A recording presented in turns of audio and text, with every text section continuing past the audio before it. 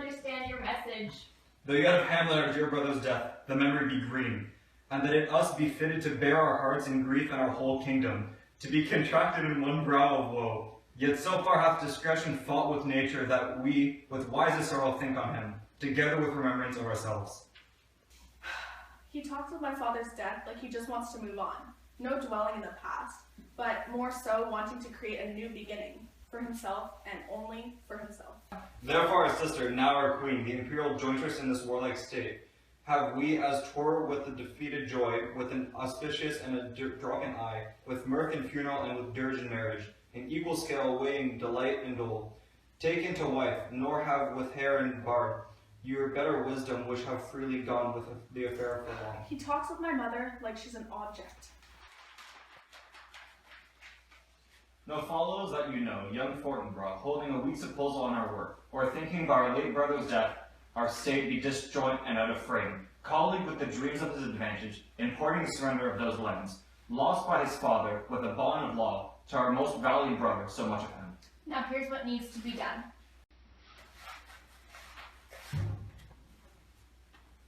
Now for ourselves, thus much businesses.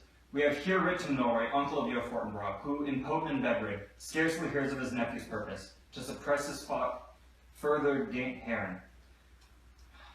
In that the levels, the list of full proportions all are, made out of his subjects, and we here dispatch you, good Cornelius, for bearer of this great greeting to old Norway, giving to you no further personal power, to business with the king, more than the scope. Of these delated articles allowed, farewell, and let your haste commend your duty.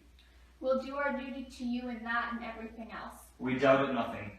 Heartily farewell.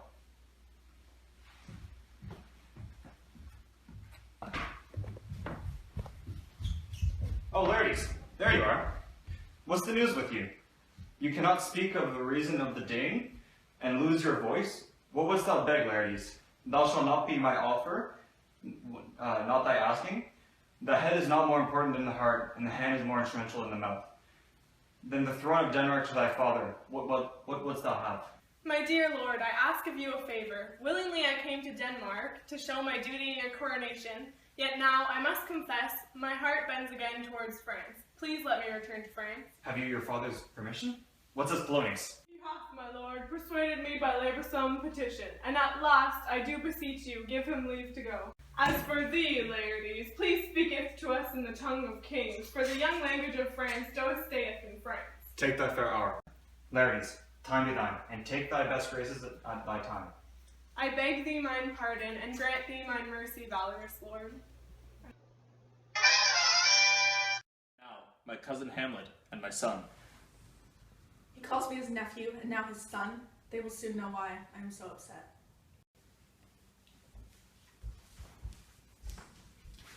How is it that the clouds still hang on you? They aren't. I'm doing fine. Good Hamlet, cast thy nighted colour off, and befriend thy king. Do not, forever with thy veiled lids, seek for thy noble father in the dust. Thou knowest it is common, all that lives must die, passing through nature to eternity. Hamlet, mine son, wherefore art thee speaking such horrific language? Speaketh to me in the language of the kings.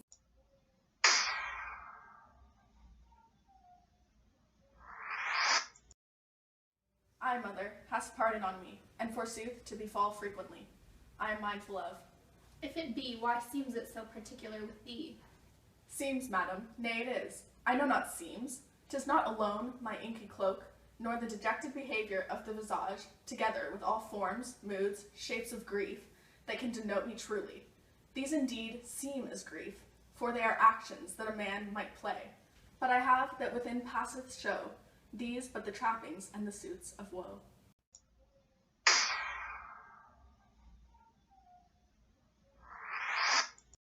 I doth not understand wherefore our son is fell. Marriage is a time to rejoice altogether.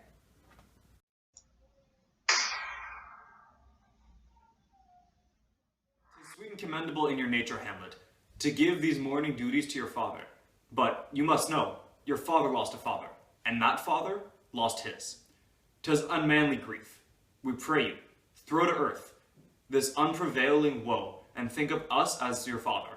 For let the world take note, You are the most immediate to the throne, and with no less nobility to love than that which dearest father bears to his son. Do I impart towards you, for your intending going back to school in Wittenberg. It is most retrograde to our desire, and we beseech you, bend you to remain here, in our cheer and comfort of your eyes, our chiefest courtier, Again, cousin. with all of the names, courtier, cousin, and son, he lets Laertes return to France, but yet not I to Wittenberg?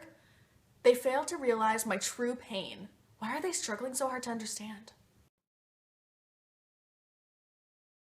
Not thy mother lose her prayers. Hamlet, I pray thee, stay with us. Go not to Wittenberg. I shall in all my best obey you, madam. Why, 'tis a loving and fair reply. Be ourselves in Denmark, madam. Come away.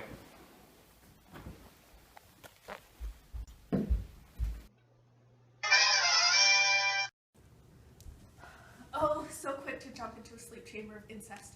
This isn't good, and nothing good can come of it. Just Hello, sir. It's nice to see you again, Horatio. yes, hi there, sir. Nice to see you too, Marcellus. But what are you doing away from Wittenberg? I felt like skipping school. I don't believe it. I know you never skip school for no reason. What are you doing here in Elsinore? Sir, I told you we came for your father's funeral. I think you came to see my mother's wedding to my uncle instead. Well, it is sort of strange, but the wedding did come soon after. My father. I think I see him. Where? In my imagination. He was a great man. He was perfect in everything, and I'll never get to see the likes of him again. I think I saw him last night, too.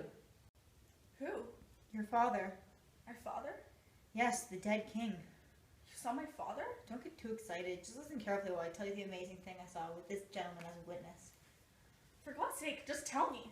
Okay, well, after midnight, the past 2 nights, this guard Marcellus over here saw a figure in the distance that looked very much like your father. He was dressed in full armor, like a soldier. And I didn't really believe them on what they said, so on the 3rd night, I decided to stand guard myself. And just as they had described it, I saw him. He was right there. He looked so much like him that he resembled my 2 hands. But where did this happen? Upon the platform where we stand guard. Did you talk to it? I did, but there was no answer. It raised its head once, but then it left. That's strange. Yeah, we thought the same thing, and that's also the reason why we thought you ought to know about it.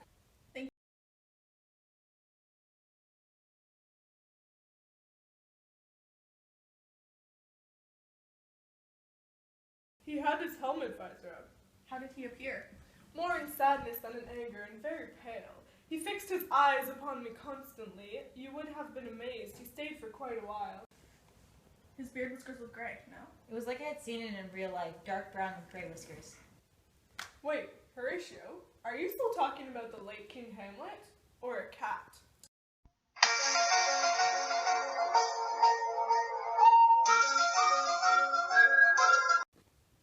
Guys, stop. I will watch tonight, and maybe we'll see him again. I bet we will. If it be my noble father, I'll speak to it. Keep this secret to yourselves. We will, sir. Goodbye for now. I'll see you on the platform between 11 and 12. My father is a floating spirit. Something's wrong. I suspect some foul play. I can't wait for tonight, but until then, I have to stay calm. Foul deeds will rise, no matter how hard men will try. Ta-da!